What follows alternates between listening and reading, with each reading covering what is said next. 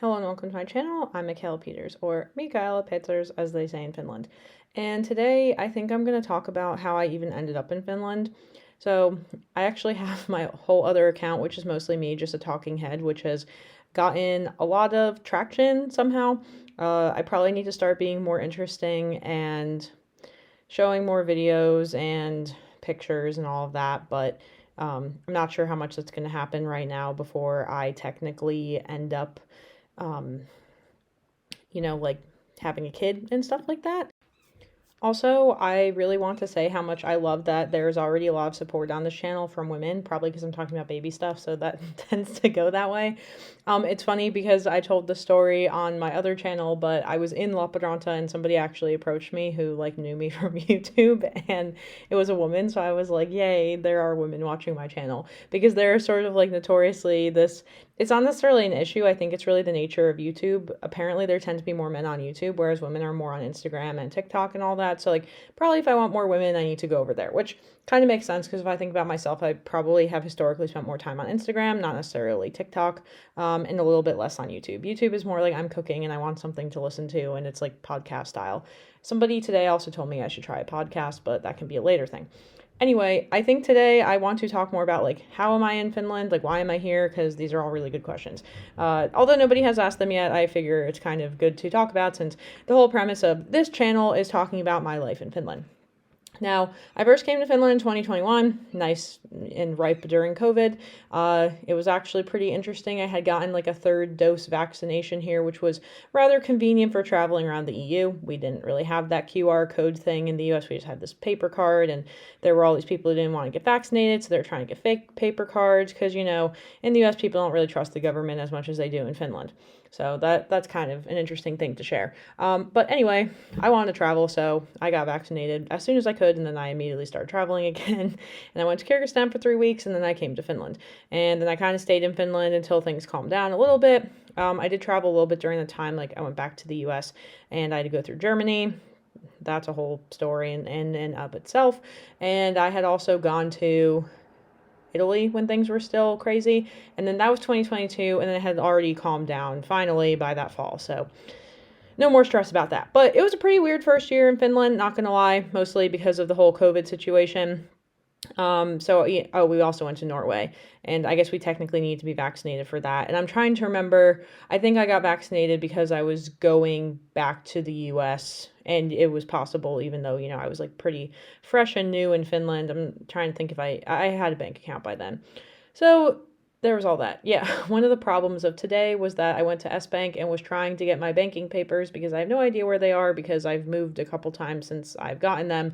And the problem is my passport is currently at the embassy getting renewed, and I don't have a police ID. I just have a driver's license here because it's, a little bit more handy. It's good for 15 years, not 1 year. Well, the police ID is good for as long as your residence permit is good, and I've now had 3 different residence permits, so I would have had to change it several times. So I just got, I ended up getting a driver's license when my residence permit was expiring. So yeah, so I came in 2021. I was a Fulbright scholar. Fulbright also exists in reverse. If you're Finnish, you can go to the US. Now, there's been a little bit of controversy because they're currently trying to cancel the Fulbright program in the US. However, since we were funded by the Finnish government, I don't think it's necessarily affected our program as much. So I came here for 2 years. I did think about studying abroad for the second year. Originally, I wanted to study abroad in Russia. I'm bilingual in Russian because I learned it, not because of any other particular reason. I would like to become bilingual or trilingual, I guess, with Finnish, but that's been a slow progress kind of journey thing, and I'm going to keep working on it. It's just unfortunately pretty low priority for me considering other things that are going on in my life. But I did study Finnish for 1.5 years during the time I had classes. I had the privilege of getting a master's thesis position, which I did do in Lappeenranta.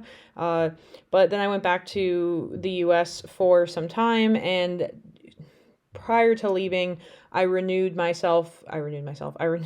residence permit for 6 months because I really wanted to see like how I was going to feel going back to the US and if I was going to have this desire to like come back to Finland, which I did. So I waited 6 months. I came back, found an apartment, renewed my residence permit. This was the searching for work one for another year and a half.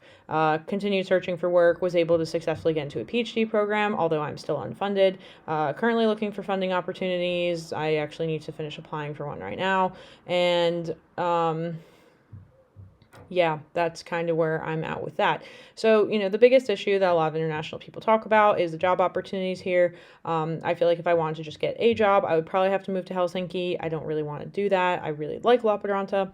So I've been, based out of Lappeenranta, and I kind of plan to be based out of Lappeenranta during the time where I'm in Finland. I do frequent the U.S. My family lives there. I had a lot of things I need to take care of. Unfortunately, both my dogs died this past year. While, I've been dealing with all these other things. This is very unfortunate. And, in addition to applying for funding, I am trying to do things like make a startup, and it's very hard. And oh my gosh, it's like really hard, even though I think my idea is like not even like that genius. It just kind of like seems practical, and still it's hard. And then, I do YouTube. This is another one of my jobs.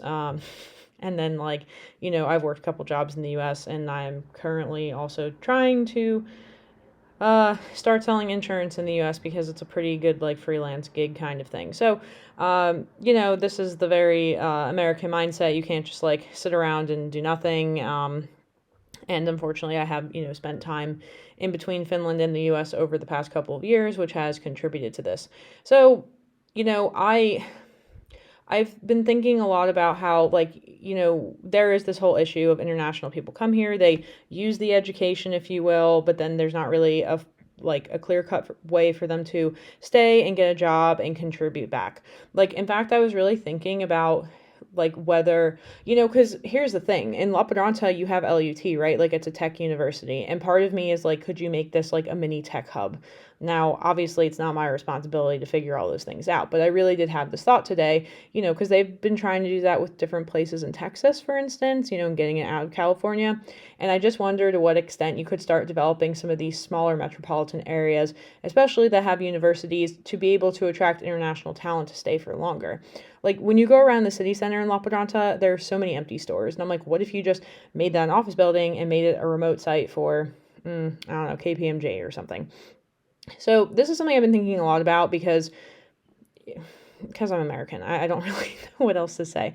But just like how to fix some of these problems that, are problems and have been problems, aside from just saying, okay, I'm going to get up and leave because there are no opportunities here for me. Like, how do we create opportunities? And I know I'm not the first person to have ever had this thought, but anyway, I'm here because luckily I'm affiliated with the university. I finally got a type A researcher permit, which I'm going to have valid until 2028. I'm hoping to find a way to extend it. At some point, I'd like to apply for citizenship, but the language component is really missing there. People have talked to me about permanent residence. I'm not really clear on all of the requirements for that. But yeah, like, I acknowledge like my US citizenship is never going away. I can always go back there, but I feel like right now it's very now or never, and I need to take advantage of like, trying to like integrate myself here as much as I can. It is a little bit complicated with, job stuff and kid stuff and family stuff. So it's not going to be a perfect formula. And, I still am going to like need to go back to the US to show the baby to everybody because like they will want to see the baby. And it's a lot cheaper than expecting my entire family to fly out here. So, then I have to figure out what kind of things I'm going to do here. It's really great that daycare starts at 9 months. I'm still trying to figure out if I want to leave my kid at 9 months or I want to wait until 1 year. Like, this is another kind of thing I'm trying to figure out, but I don't know how I'm going to feel. I don't even know how I'm going to feel once the kid is here. Like, we're going to have to see all these things. So, yeah, essentially, I ended up in Finland because I was studying here, and I've, lived in other countries besides Finland. I spent a lot of time in Kyrgyzstan, like at least 9 months. I spent a couple months in Armenia, and then I've been in the US, and I've only really lived in Texas aside from New Jersey. And yeah, like, I really like Finland. Why? I think it's pretty, and it's very nice and understimulating, and makes me feel calm and not stressed out, which is the opposite of how I feel in the US, and it's probably the reason I've been trying to run away from the US the whole time. However, my family is there and I don't have family in Finland. Like, I wish I did. That would be cool. But, well, I guess I'll have a child. So that's basically family. But, yeah. So, it's a really like tough situation to try to like figure out and solve. And again, I really would, it's like be the change you want to see in the world. And it's like, yes, but I want to be practical about, how can I like help contribute, but also, still meet my own needs in a way. So it's like, yes, I would love to be able to like help grow the industry in Lappeenranta, but like at the same time, you're going against an entire system. So that can sometimes be very challenging and not always like worth your efforts.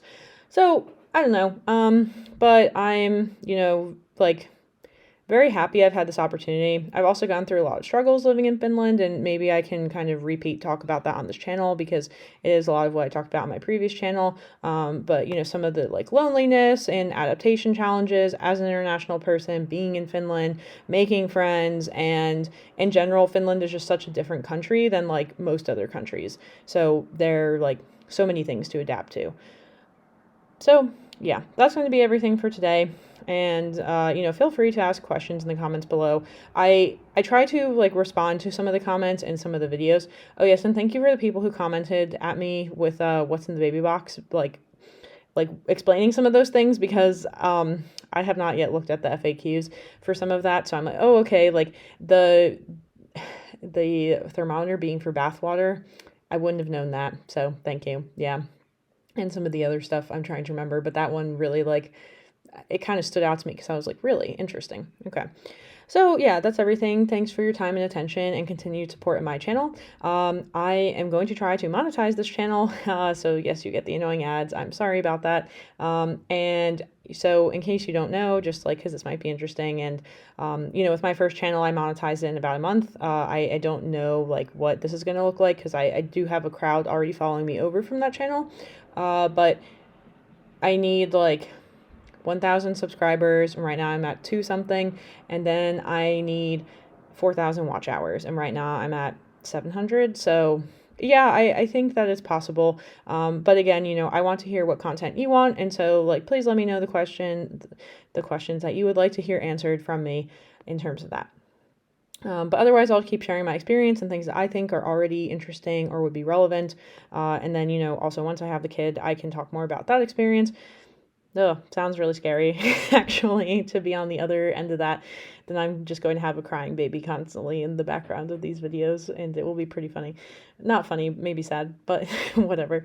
Okay, so thank you again, and again, if you're new here, thank you for your support, and for those who have already been supporting me for a long time, thank you for your continued support, and I'm just going to keep doing YouTube because it does make some money. This is honestly the biggest reason I do it, but also for me, it's like a form of self-expression, and I've just been doing it for so long, it's really a habit at this point. And, I think that people like it and it's interesting, and apparently not everybody really has the, I don't even want to say personality, but maybe like the wherewithal or like the lack of caring about what other people are going to think to be able to do this.